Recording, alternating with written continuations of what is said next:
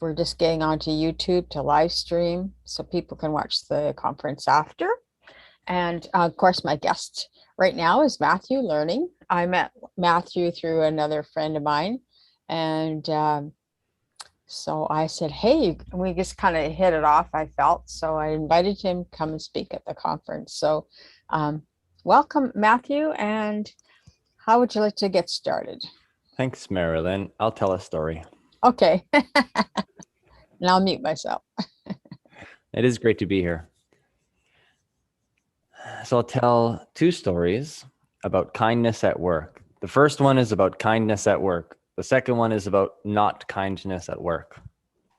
And then we'll go from there into a key principle of life that a mentor taught me years ago that I still use and teach. And it's a real sort of pocket principle. You can keep it in your pocket and use it anytime you like to increase how do I say, like, you're increasing your kindness, right? But you're increasing your quality of life is really what you get. So the story is, I am now 32. What do I do? Who am I? I do what's called peak states therapy. I help people through trauma, ultimately, usually helping people bust through limiting beliefs around money, entrepreneurship, stuff like that. I do Tao. I teach Tao, right? A little bit of spiritual kind of teaching. I'm a musician. I have a beautiful partner. We live in Victoria, British Columbia. So that's my current situation. If you go back, though, 6-7 years, I worked more of a regular job as a young guy. I did junk removal. So if you've ever had a bunch of junk in your house or in the yard under the tarp that you didn't want to look at, didn't want to get rid of, I was the guy you called to come get rid of it for you, and you paid the company. And so I did this job for 3 years, and I was their top salesperson. I was the guy who was the best at everything there, and I got paid the most. And so just 20 minutes before this conference, I thought, oh, I should tell a story. Which one? I thought of this junk removal job story because kindness got me everything there. It was kindness that got me the most amount of money. It was kindness that got me the most amount of respect in the workplace, new friends, kindness that gave me my own morale when times were hard, working 10, 12 hours a day in the rain. It was not fun. It's not fun pulling junk out of other people's basements, especially the little crawl spaces. It's not enjoyable. So I had to be very kind to myself to get myself through this job for a few years. Now, that's basically the story. Is when I brought kindness to my workplace, there was about 7-8 other employees and a manager, then the owners. I came out on top, you could say, not necessarily competitively, but there was this sparkle in my eye that everyone else said, what is it about Matt? Let's give him a raise. Let's give him whatever he needs, vacation time that he doesn't actually get. And I was not manipulative. I did not coerce people. I'm not a special guy. I'm a person who understands the human heart. And that when you treat yourself, very important starting point, you learn to treat yourself and then others with kindness, you can almost get anything you want. And it works really well in the workplace, which I know this conference is about. So that's my first story. Second element to the story, because I know people watching this are like, why would I bother being kind at work? There's other things I can do. I could be driven. I could be competitive. I could be successful. Why be kind? So that's why I'm sharing this story, is that it actually works really well. We're going to flip the tables now. Imagine you're the people who own this business. You have me as an employee. I run the trucks. I'm sort of the supervisor, foreman person. And I decide that I'm going to go travel for 5 months. And you, as the owners of the business, think, oh no, we're going to lose our top guy. That guy with the shiny smile, with the kindness in his heart, who's good at the job. We can't lose that guy. What do we do? And you, as the owner, which is what they did for me years ago, they decided to also give an act of kindness. And they bought me this cute book called 100 Places to Hike in British Columbia. And then they bought me a hammock, a really nice hammock. And the reason they gave me these gifts was a way of saying, please come back. Out here in British Columbia, we have great hiking and great spots for hammocks. Don't go anywhere else. Please, when you travel, come back and work for us. And I thought it was so kind. And you know what? It worked. 5 months later, I was back in Victoria. Who did I call for my job? Them. Because they were kind. They gave me this hammock and this book. It actually worked. So for the people listening, whether you're a CEO, employee, entrepreneur, your parent, or whatever, kindness has a power that is like gravity. It actually pulls things together. It's really beautiful. Those are my two. That's my first story about the success of kindness. How does it? It really does work. And I'm going to now tell a quick story about the lack of success of kindness, and I'll use myself as an example. Let's just put it this way. When COVID-19 sort of started now a year and a half ago, everyone panicked a little, and my personal business life also flipped upside down, and I had to pivot, right? So I decided to build a studio in my house with a couple computers and learn how to be successful online, right? As Marilyn, you are doing here with this kind of conference. And my partner at the time, okay, who I've been living with for a couple of years, she said, Matt, maybe I can help. And we got into this work relationship, even though we're romantic partners, right? And we started working together. The first couple of weeks were good, but then it just slid downhill. And for the next 6 months, even though we did end up succeeding with some of the online business stuff, it was not enjoyable. And it almost ruined our beautiful relationship. And 6 months of total hell became, we stopped the working relationship after 6 months. And then it was still 6 more months of like post hell, trying to rekindle this lost love. And then we eventually did succeed. And now we have a beautiful partnership and successful online business. But I do not suggest people go through it like we did. And the element that was missing that I had to own, and it was hard, especially being a male, like a guy, with the emotions and compassion and that stuff. I was taught to sort of stay away from that stuff a little. I was very unkind. When we were working together, I had expectations that I did not even express. And when she didn't meet them, I got angry. And when her creativity didn't go how I wanted it to go, I got upset. And when I got triggered in my own trauma or my own stuff of like, it's not working, or I was sort of sabotaging myself, any of that, I took it out on her. It was unkind. It was only verbal, but it doesn't matter. Verbal unkindness is unkindness. And when we look back at our summer of hell, it was only because I lacked the seed of kindness in our working relationship. And if we had someone like Marilyn teaching kindness to us during this process, for example, we would be much better off. But we have to learn from our lessons. So that's my second story I wanted to share with this group, is when you don't have kindness in the workplace, even if you get somewhere with making some money or something, which definitely doesn't always happen because kindness makes rocky ground anyways. But hell is not worth it. It's not worth any amount of money. Those are my two stories.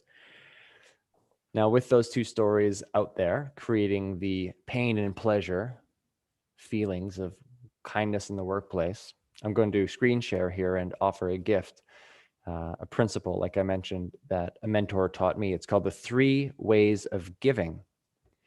The 3 ways of giving can give you a filter to understand your own kindness and generosity, especially for the people who are analytical people, logical, which a lot of people in business and work have that mind purposely turned on. You can use this principle to help you feel good about yourself and the kindness you are offering.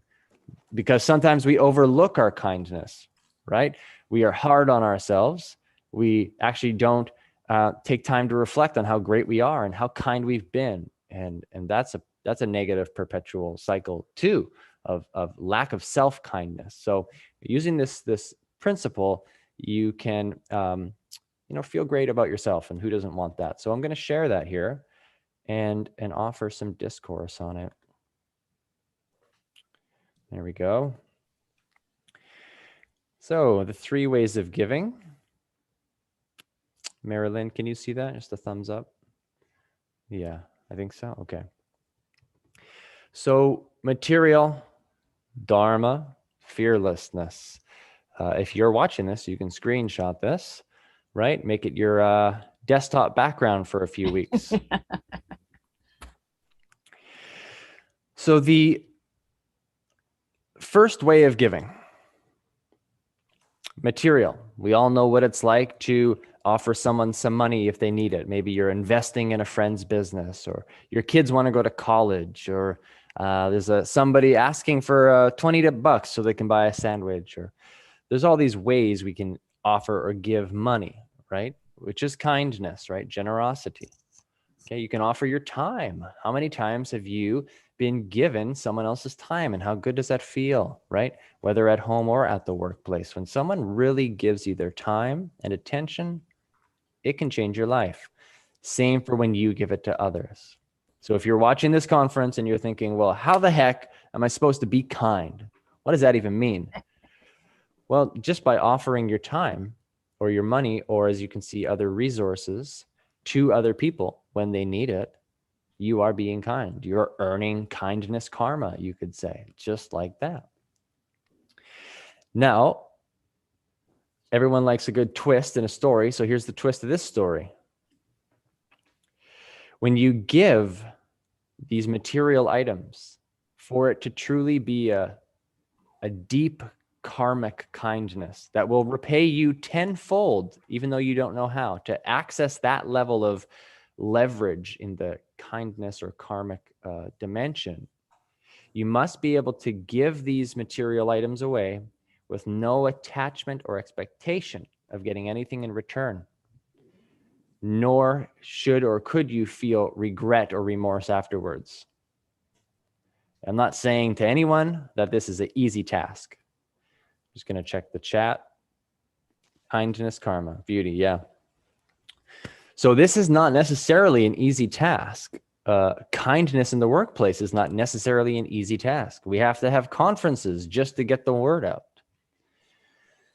But if you choose to practice giving of the material world, time, money, resources, to help others and not expect anything in return, and do it without feelings of like buyer's remorse or regret afterwards, you will be entering a stage of your own self-mastery, which is irreplaceable. Some would say the purpose of life itself anyways. And your level of return on that investment, so to speak, will be tenfold or more if you know any of the old adages, alchemical sort of wisdom adages. But you don't know how it's coming back to you. So you need faith, which is a different element, different principle, but you need faith in the adage. Otherwise, you won't believe it and you'll expect something in return. So I'll let the audience sit with that. That's number one way of giving. Let's hop over to way number two. So the second method of kindness or giving that you can do in the workplace or at home is what is known as dharma, which can be translated into teaching, okay? Wisdom, knowledge. In the text here, it says scriptures or holy books. We're talking about knowledge or wisdom that serves the soul, that serves someone at a deep level. And that's pretty simple, right? For example, if you're watching this recording, you're receiving some dharma from me. I'm technically offering kindness, and it's being received by you. You could take this recording and send it to 10 of your friends, and they could watch this recording, and they would be receiving dharma from you. Kindness all around. Everyone's winning. The world becomes a better place because that vibration of love and that action of sharing love becomes part of your moment, part of your reality, getting the wheels spinning around kindness. And you can do this in the workplace. For example, in the boardroom, there's 10 people. You're discussing some project. And you notice as you're paying attention, which wise, kind people do pay attention, you notice that some people maybe either are suffering with something, or they don't agree with the project, or they weren't heard. Maybe they got shut down. There's all these things that happen in the business world where that go unnoticed. If you can notice it And then maybe take your time, right? Number one, time, and go to those people and just communicate and maybe share a little wisdom about the situation or how they could feel better or whatever. Then you're actually taking your time to share with them dharma or some teachings or wisdom to make their life better, right? That's an outstanding act. You know, if anyone here wants to be successful in work and business, if you've read Think and Grow Rich, anything by Napoleon Hill, The Secrets of what is it, Growing Rich by Wallace D. Wattles, any of these books declare that you must be willing to go the extra mile in life. You must be one of those people. And if you're willing to pay attention in your workplace to where is kindness not happening for someone at some moment, and you get off your chair and you go deliver some of these ways of giving your time or a teaching to help them, you're going above and beyond. You're following the principle of success and riches, or success. Let's call it that. So that's why this is a great principle for anyone to actually study and really put into their belief system and use in the workplace. Is the secret of success is to go the extra mile in life and to bring the service to people. And that's what this principle can give you. So that's number two. Pretty straightforward, right? Bring some knowledge, help somebody. Third way of giving, or third avenue to kindness, known as fearlessness. If you were to, of course, imagine flip fearlessness upside down, what would you get? Technically, love, right? To have fearlessness is to be full of love or courage. And this is the third way of giving. And as you see in the document, it says giving love or warmth, listening to others, having compassion. Now, as I learned from my own mentors, the third way of giving is the highest quality way of giving. Okay, this is beyond knowledge, beyond money. This is a true essence, human being, human soul method of kindness, which is really probably what this conference is really all about. How do we bring compassion and warmth and listening into life and into the workplace? And that's a question for you to ask yourself. Do I do that? Do I actively, keyword is actively bring in warmth, love, compassion, and listening into the workplace? If you do, amen. Right on. Send this video to 10 people who may not be doing it as well as you do. We all know what this is. I don't have to give many examples, right? We all know that feeling of when you're having a real crap day and someone comes over to your desk or over to you or calls you up on the phone and says, "Hey, Bill, I can tell you're having a crap day. You know what? Let's go have lunch. You can just tell me all about it." And you're like, "Oh, wow." You go out for lunch and you just talk and share, and Bill listens and taps you on the shoulder and says, "It's all good." And you come out of that meeting, that lunch, like you're a superhero. You felt better than you did before the crappy thing happened. Right? And those are the superheroes of the workplace. And you, if you do this, are a superhero of the workplace. And if you feel excited about becoming more of a superhero at the workplace, I really invite you to decide right now, I'm going to do this. I'm going to bring these 3 ways of giving into my workplace. I don't even know how that might look yet. I'm going to do it. I'm going to write them down, put them in my pocket, go to work. And if you work at home, stick them on your monitor with a piece of tape and a sticky pad. And I dare you to actively bring these consciously into your life. And with all those being said, now that we've covered them all, I'm going to say one last bit about each one. And this is where I love to live in terms of the conversation with people.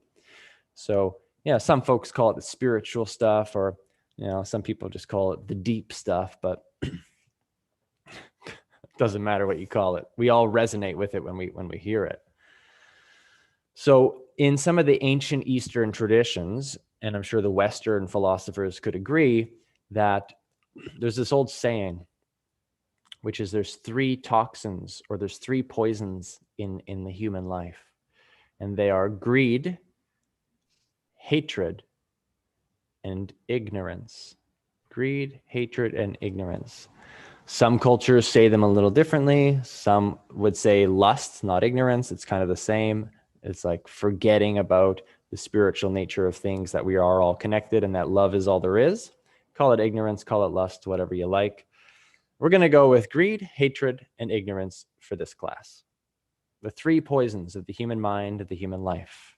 If one lets these things run their life, suffering is inevitable for yourself and the people that you are around. Inevitable suffering. So how would you like to counteract inevitable suffering in your life? Yes, please. Let's do it. Well, you've already just did it in the last 20 minutes.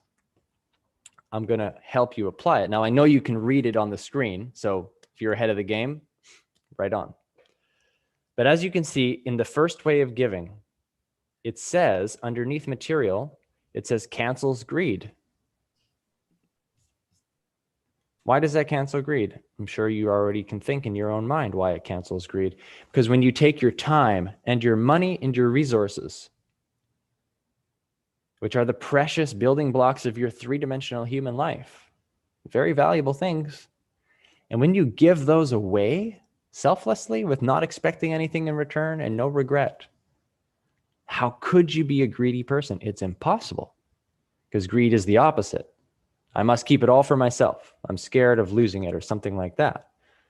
If you just give with no expectation of return these precious things, you cannot have greed on the commander chair of your being. It's impossible. So that's why it cancels greed when you choose to act in this way of kindness, this way of giving. Second, Dharma says it cancels ignorance. Why? Because you cannot teach people wise things unless you first learn them. It's impossible. Unless you give people books to read that you haven't read, which is not bad, but you should probably read the book that you're suggesting to give to others. Okay? That's why it cancels ignorance, the second way of giving. Because you cannot share wisdom without first learning it. If you learn wisdom, you are wise, the opposite of ignorance, therefore less suffering. I always chuckle at these because they're so simple and lovely and obvious once you really capture them like this. The third one, fearlessness, it says cancels hatred, right? If you choose actively to be a person who says yes to compassion, yes to warmth, yes to kindness, yes to listening to others, yes to love, if you choose to be that person, how could you have hatred inside you? It's impossible.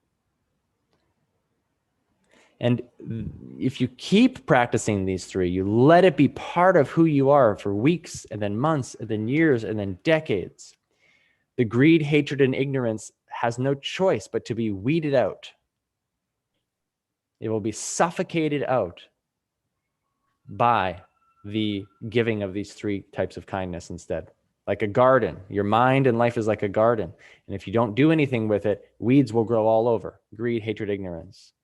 But if you do the work to pull those three out and suffocate them with a garden full of kindness, they cannot grow through. And just to bring it all full circle, and this will probably be the end of my talk here, we can open it up, Marilyn, afterwards, to bring it all full circle.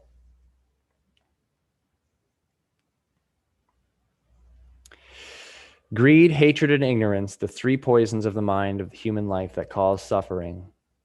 If you could eliminate them in your life and therefore from the people around you, wouldn't you want to? And who knew there is a simple tool called the 3 ways of giving that you can choose to study and put on a sticky note on your computer monitor and actively practice, which automatically eliminate those 3 toxins from your mind. Very little effort required compared to decades of therapy or whatever else. So that's the end of my talk. It's been really fun to share a couple stories about my junk removal days where I used kindness to get everything great and help everyone have a good work environment. Then my bosses used kindness to get me back into their work environment, right? So it works both ways. And then where I had lack of kindness with my partner, we had 12 months of hell, not recommended. If we had kindness in there, little droplets of kindness, we would have had a year extra in our relationship where we didn't hate each other. And the 3 ways of giving are a beautiful, fun, analytical way to be aware of your kindness so that you can be kind to yourself and acknowledge your greatness. Because if you're not kind to yourself, it's tough to do it to others. It does start with you. And with that being said, it was a pleasure to speak to the listening and recorded audience. Marilyn, thanks for having me.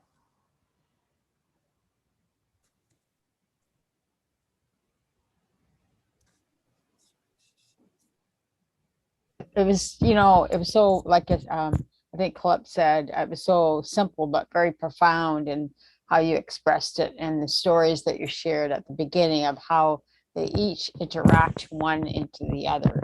And I found them like very simple, but it's, I guess the challenge, is just getting people to wake up and say, pay attention to what you're doing and what you're not doing. It makes a big difference. Really, it's actually one of the simplest, but really, a conversation that needs to happen with everyone. No one really has a conversation in reality. They think about it, they go through the motions, but they never really sit back and sort of think how it's going to impact